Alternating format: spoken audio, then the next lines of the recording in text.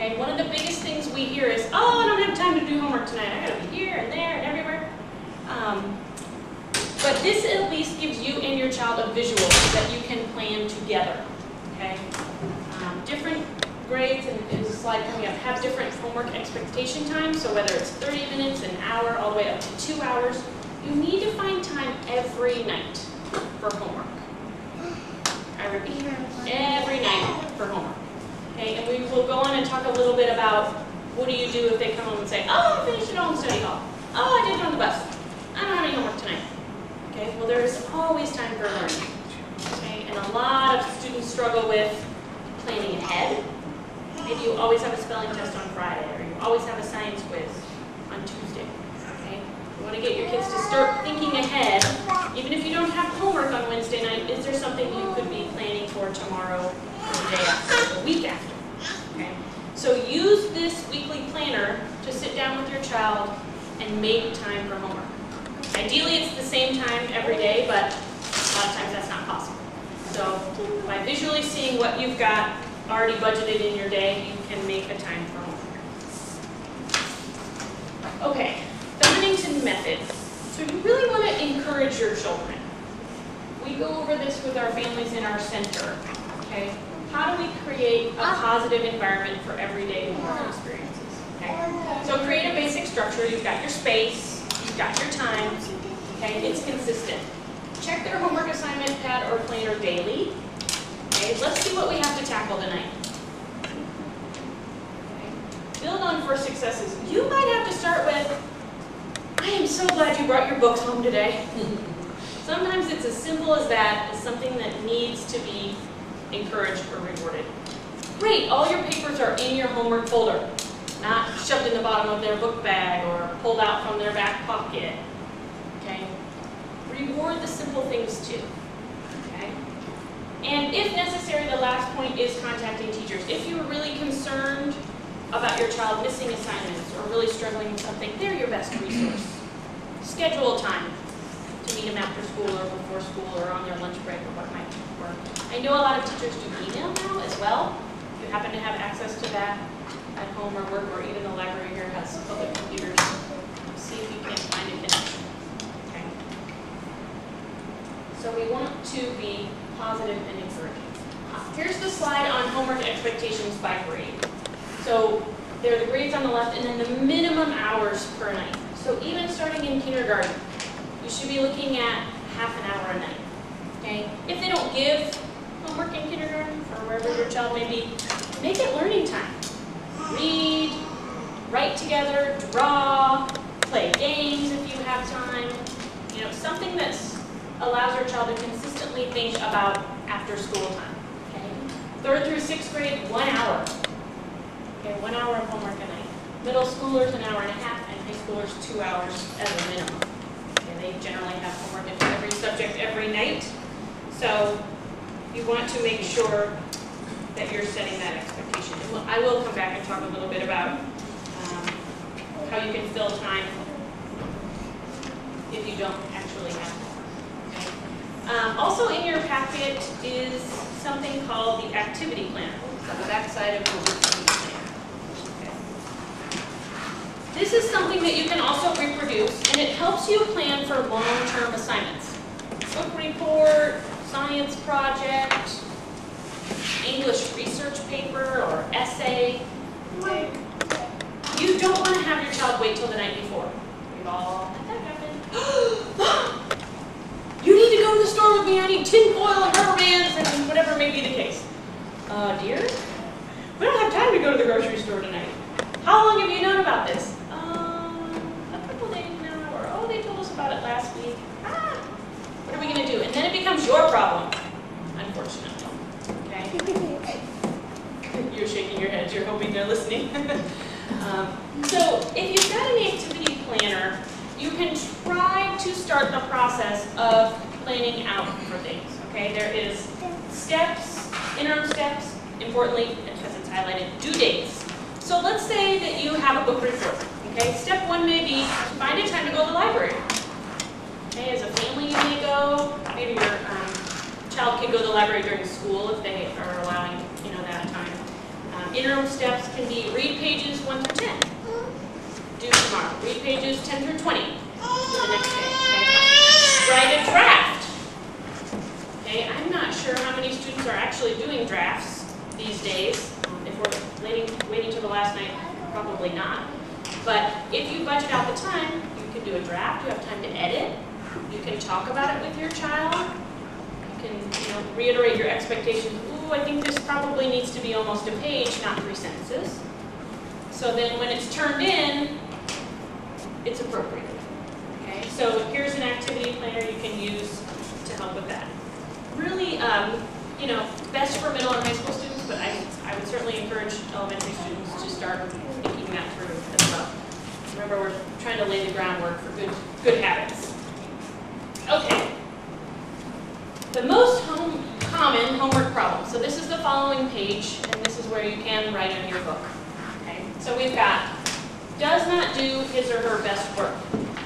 Can you even read what they wrote? It's very sloppy, or it's rushed, or they're skipping around. Refuses to do homework. No, just not in the mood tonight. I'm going outside. Fails to bring the homework home. Oh, it's in my locker. Oh, I didn't have any. Takes all night to complete assignments. You've got 2 hours at the kitchen table with your 2nd grader. Oh my, that's too long. Won't do his or her homework on her own. Okay, so you're sitting right there. You have to stay on. Okay, get back to number 4. Oh, all right, you finished your spelling? Great, let's go on to math. Okay, you don't want to have to sit there and baby them along the whole time. Wait until the last minute to do their homework. Won't do the homework if you're not home. A lot of us are working parents, single parents. If we're not there, we're not thinking about homework. Okay, and maybe your special problem. So certainly if anyone has any ones that they want to cover or jump in, feel free to do so. Are there any questions up to this point? Are you going to explain the chunking technique? I am. Okay. I can't wait. Okay. That's on takes forever? Yeah. Oh, can't do it on its own. Okay, all right. So a couple tips along each problem. Doesn't do his or her best work. Okay, so suggestions. Go back to the 3 C's. I care about you working really hard on this assignment tonight. I'm concerned that you get good grades and you're rewarded for your effort. Okay, and the communication part, I expect you to sit down and do your best work each night. Okay, if you've talked about those 3 C's at the beginning, it shouldn't be a big discussion. You're not arguing about, homework or homework issues. It's really a non-issue. And arguing doesn't win for anybody. So if you set those expectations at the beginning, you have a much better chance of having a successful homework session. Institute your mandatory homework time. Oh, I'm just going to rush through this worksheet. I'm done. I'm out of here. I'm outside. Okay, well, depending on their grade, they've got that 30 minutes or that 1 hour that they're doing homework in their homework place. So there's really no point in rushing. Because you still have time, you can redo it. Because I still can't read it. So you might as well slow down and do it well the first time. Or if you think they made their best effort, but they're still done in 10 minutes. Okay, let's move on to the next subject. Or did you bring a pleasure book home from the library, or do you have one in your room? Let's read the newspaper and a number of things. Strive to meet expectations through hard work and praise. If they're not doing their best work, you want to compliment them when you do see them making a really good effort. It may not be perfect, but it's definitely an improvement for them. Make sure that you're rewarding them with your praise and your concern. Refuses to do their homework. I love these pictures. Just not going to do it today. Math, I don't like that. So again, you're stating your expectations and using the 3 C's. The second one is really important. Check knowledge of materials and reading skills. A lot of times students will cover with the, I don't have any, or I'm not interested because it's hard. Okay, if the material is too hard, obviously they're not going to want to do it. So if you do need to sit down with them and get them going on an assignment, that might be a time that you can do a little check on, do you really understand this social studies chapter? Do you really understand this math concept? Okay, we're working on dividing 3-digit numbers. Do they have good, math facts? Do they know how to line up the problem?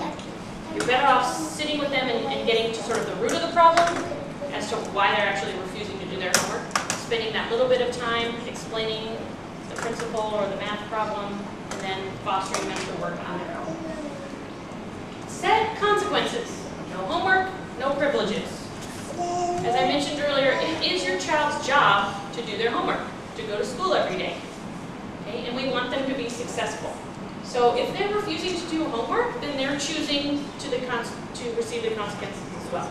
Now that may be different for your child. That's no TV, no phone, no going out with your friends, no computer, whatever may be the case. You're going to sit at your designated desk during the study time and do your work. Until you're done, you can sprout roots. Okay? If you've set those expectations from the beginning, enough days of sitting there really doing nothing, you might as well start doing your homework. You're going to get points for those. It's going to be reflected in your grades. Okay? You want to make that commitment to doing the homework. Work with a classroom teacher. That might go back up to if they don't know the material or they're having some skill gaps. Okay? You may want to go to the teacher and say, you know, my son is just refusing to do math. I really think he's not sure of how to do this skill.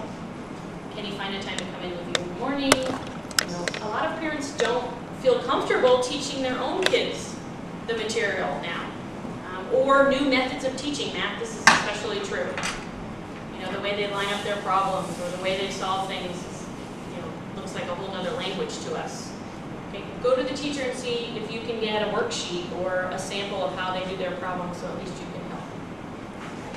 And enforce your mandatory homework time. Fails to bring the homework home.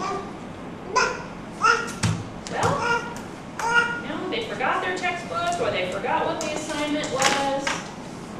You know, state your expectations. It's great that you finished all your homework at school, but still bring it home so we can go over it and check it together. You might just say, hey, I'd love to see how well you're doing. You know, let's make sure that you're understanding the concepts. Let's make sure you made your best effort on that worksheet. I'd love to see you get the full points for that assignment. Let's just take a look at it together. Okay. Using the homework assignment pad or planner to copy all the assignments.